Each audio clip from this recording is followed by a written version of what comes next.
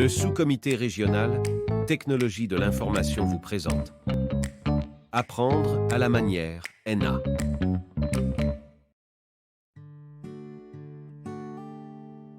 Groupe de travail sur les comportements dérangeants à caractère sexuel. Les premières réflexions.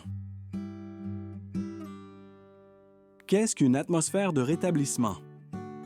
La sécurité, le partage sans jugement, l'anonymat, l'écoute, le respect.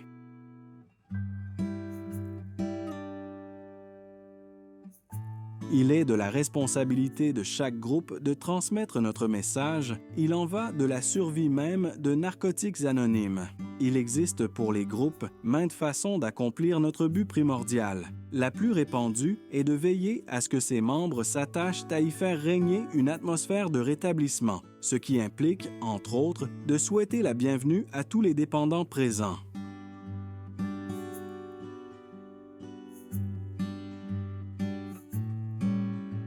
Est-ce que je contribue à l'atmosphère de rétablissement? Qu'est-ce qui peut détériorer une atmosphère de rétablissement? Comportement dérangeant. Un comportement dérangeant est un comportement qui brime la quiétude, la sécurité et l'intégrité d'un meeting ainsi que des membres qui le composent. Comportement dérangeant à caractère sexuel. C'est un comportement dérangeant à connotation sexuelle ou qui cible la sexualité. C'est une inconduite se manifestant par des gestes, des paroles, des attitudes ou des comportements non désirés, y compris par des moyens technologiques. Ceci s'applique peu importe l'âge, l'identité de genre, la culture et l'orientation sexuelle. Ce qui a été fait par d'autres régions dans le monde. France. Dépliant sur les comportements de prédation sexuelle. Définition, c'est le fait d'exploiter la vulnérabilité de quelqu'un afin de créer une situation d'emprise, de harcèlement et/ou d'intimidation en vue d'obtenir par la manipulation des relations sexuelles. La prédation est rendue possible quand il existe un déséquilibre de pouvoir au sein d'une relation, c'est-à-dire quand une personne profite de l'influence qu'elle exerce sur une autre. Autres régions. Florida Regional Conference Work Group on Predatory Behavior, Bergen Area, Predatory Behavior, United Kingdom Guidelines for Inappropriate Behavior. Premier volet, l'identification. Toutes les définitions d'un comportement dérangeant à caractère sexuel ou prédation sexuelle convergent vers l'idée d'un membre qui, consciemment ou non, profite de la vulnérabilité d'un autre membre à des fins sexuelles. Bien que nous associons la vulnérabilité au nouveau, tous les membres sont susceptibles de subir ces comportements, qui deviennent possibles lorsqu'il y a un déséquilibre de pouvoir dans la relation. Tous les membres sont également susceptibles d'avoir ces comportements lorsqu'ils sont en position d'autorité ou de pouvoir vis-à-vis un autre membre. Si nous ne restons pas conscients de nos défauts, ils peuvent nous entraîner dans une impasse dont nous ne pourrons sortir abstinents. Continuer à faire un inventaire personnel signifie que nous acquérons l'habitude d'examiner notre conduite, nos attitudes et nos relations avec les autres de manière régulière.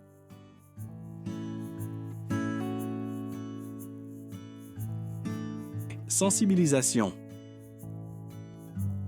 Les comportements dérangeants à caractère sexuel ont des conséquences sur le membre qui les subit, le membre qui les fait, la réunion, la conscience de groupe, Narcotiques Anonymes. Le membre qui les subit peut s'exclure des groupes, perdre foi en la fraternité, perdre foi en le rétablissement, perdre des liens de confiance, s'isoler, rechuter, garder des séquelles psychologiques. Le membre qui les fait peut s'exclure des groupes, perdre foi en la fraternité, mettre en péril son rétablissement, perturber l'atmosphère de rétablissement, perdre des liens de confiance, s'éloigner de sa spiritualité, s'isoler, rechuter, faire face à des conséquences judiciaires. La réunion, meeting, peut perdre l'atmosphère de rétablissement, perdre l'unité, s'éloigner des principes spirituels, perdre le sentiment de sécurité, se détourner du message de Narcotiques Anonymes et même fermer. La conscience de groupe peut perdre ses membres de confiance, s'éloigner du but primordial, perdre son unité, perdre l'atmosphère de rétablissement et de sécurité. Narcotiques Anonymes peut voir sa réputation être ternie. Si la réputation de Narcotiques Anonymes est compromise aux yeux du public, la vie de certains dépendants est en danger.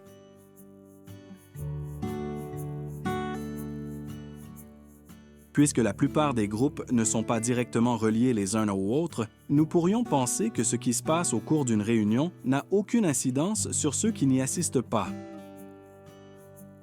Mais si nous prenons en compte tous ceux qui peuvent être affectés par notre façon d'agir en tant que groupe, nous devons alors considérer les autres groupes, le dépendant encore à venir, le nouveau ou la nouvelle, ainsi que le voisinage de nos réunions. Le troisième volet, intervention. La cinquième tradition confère à nos groupes une grande responsabilité, celle de préserver notre but primordial. Chaque groupe a la responsabilité d'être le meilleur vecteur de transmission possible du message de NA. Laisser nos groupes s'écarter de notre but primordial risque de priver un dépendant de l'occasion d'entendre notre message d'espoir. Chaque membre a la responsabilité d'aider le groupe à rester concentré sur notre but primordial. Que puis-je faire en tant que membre? Tous les membres ont la responsabilité de maintenir une atmosphère de rétablissement lors d'une réunion. Un membre témoin de comportements dérangeants à caractère sexuel ne devrait jamais intervenir seul. Ces comportements dérangeants devraient être rapidement rapportés à la conscience de groupe de la réunion, qui pourra décider de la meilleure approche d'intervention. Rappelons-nous que nous ne sommes pas qualifiés pour juger qui mérite ou non de se rétablir. Notre responsabilité est de s'assurer de transmettre le message. Que pouvons-nous faire en tant que conscience de groupe? Les membres d'une conscience de groupe devraient toujours être à l'affût des comportements qui mettent en péril l'atmosphère de rétablissement. Une conscience de groupe décide ensemble de la meilleure façon d'intervenir. Il peut arriver que la conscience de groupe n'ait d'autre choix que d'entamer le dialogue avec le membre dont les comportements posent problème. Pour ce faire, il est fortement suggéré que ce soit 2-3 membres d'expérience qui abordent celui-ci. Nous voulons l'aider à prendre conscience des conséquences de ses comportements et trouver des solutions pour permettre à tous les membres de se sentir en sécurité pour se rétablir. Nous recommandons que la conscience de groupe tienne un inventaire de ses interventions. La conscience de groupe devrait toujours protéger les nouveaux et les nouvelles de ce qui pourrait affecter leurs chances de se rétablir. Les membres d'une conscience de groupe devraient avoir une écoute bienveillante envers le membre qui dénonce, le but n'étant pas de juger de la réalité de la menace, mais de l'aider à retrouver un sentiment de sécurité. H et I. Réflexion pour les serviteurs de confiance dans les hôpitaux et les institutions. Suis-je conscient qu'en tant que serviteur de confiance, je peux être perçu comme étant en position d'autorité, supériorité, par les nouveaux membres plus vulnérables?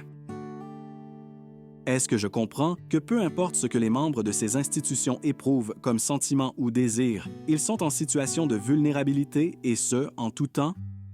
Est-ce que je comprends que c'est mon devoir de protéger ces membres et non de profiter de ce déséquilibre ainsi que de mon influence pour développer des relations affectives et/ou sexuelles? Suggestion au groupe. Meeting.